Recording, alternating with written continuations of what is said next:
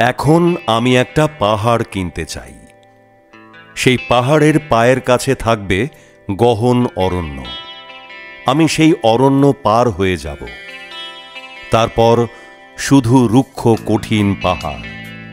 একেবারে চূড়ায় মাথার খুব কাছে আকাশ, নিচে বিপুলা পৃথিবী, চরাচরে তীব্র নির্জনতা। আমার কণ্ঠস্বর সেখানে কেউ শুনতে পাবে না। আমি ঈশ্বর মানি না। তিনি আমার মাথার কাছে ঝুঁকে দাঁড়াবেন না। আমি শুধু 10 দিককে উদ্দেশ্য করে বলবো, প্রত্যেক মানুষই অহংকারী। এখানে আমি একা। এখানে আমার কোনো অহংকার নেই। এখানে জয়ী হবার বদলে ক্ষমা চাইতে ভালো লাগে। হে 10 দিক, আমি কোনো দোষ করিনি।